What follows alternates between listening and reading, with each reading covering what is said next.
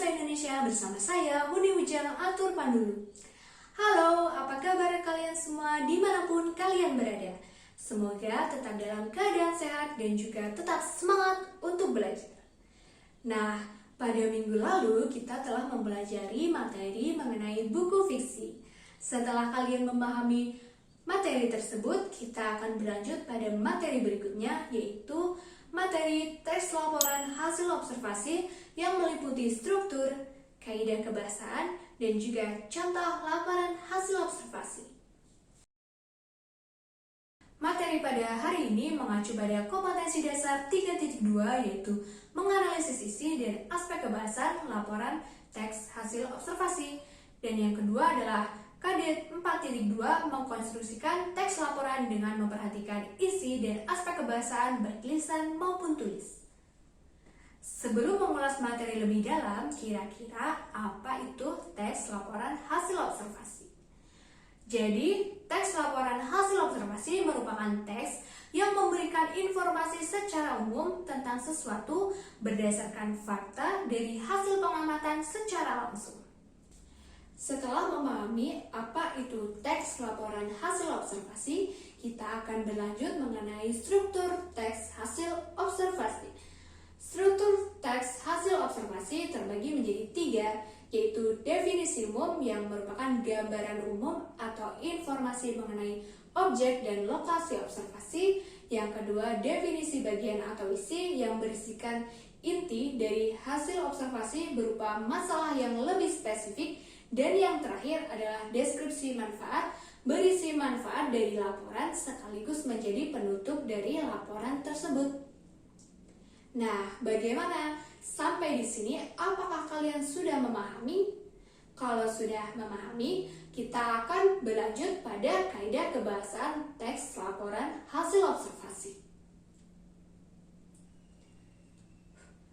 Kaidah kebahasaan teks laporan hasil observasi yang pertama, menggunakan kata dan juga frasa.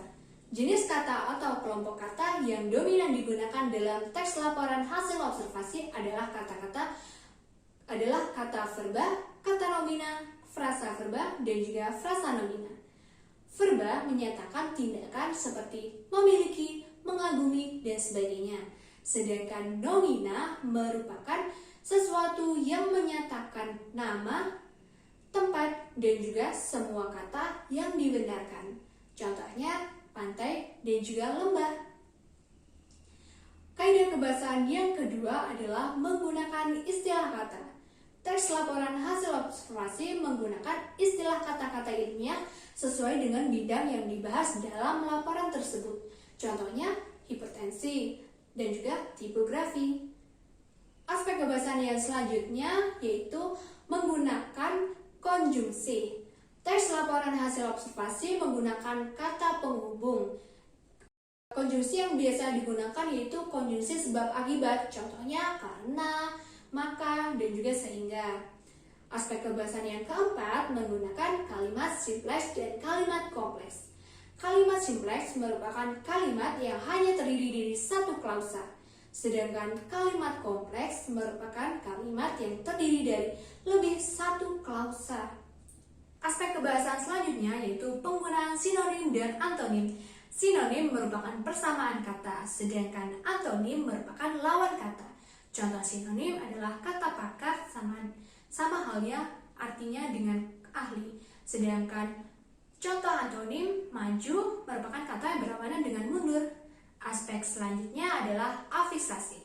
Afiksasi terbagi menjadi 4, yaitu prefiks, infiks, sufiks, dan juga konfiks. Contoh prefiks adalah menggal dan juga gali menjadi menggali.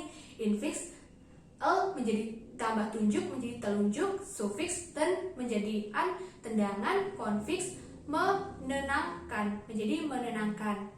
Aspek yang ketujuh adalah kalimat deskripsi dan kalimat definisi. Kalimat deskripsi merupakan kalimat yang menggambarkan bentuk atau keadaan sesuai dengan objek yang sebenarnya.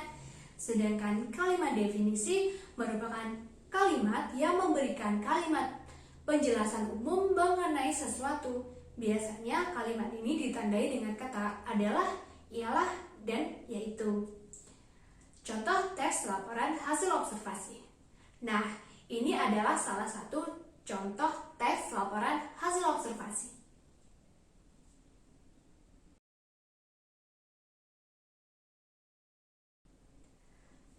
Setelah dicermati, teks laporan hasil observasi tersebut memiliki struktur definisi umum, definisi bagian, dan juga deskripsi manfaat. Sedangkan untuk kaidah kebahasaannya, dalam teks ini ditemukan istilah kata, konjungsi sebab akibat, nomina, verba, serta kalimat kompleks. Nah, itu tadi pembelajaran mengenai teks laporan hasil observasi yang meliputi struktur dan juga kaidah kebahasaan.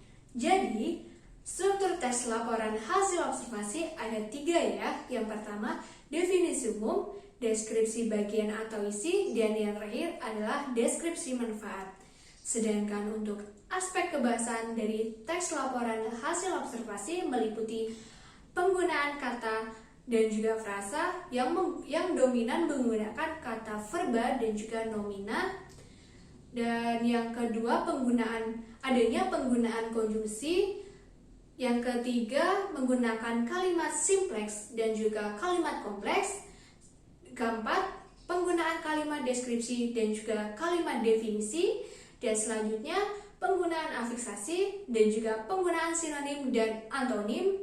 Dan yang terakhir adalah penggunaan istilah kata. Sampai di sini, semoga materi dapat dipahami dengan baik ya. Terima kasih atas perhatiannya, tetap patuhi protokol kesehatan, dan sampai jumpa pada video pembelajaran lainnya. Assalamualaikum warahmatullahi wabarakatuh.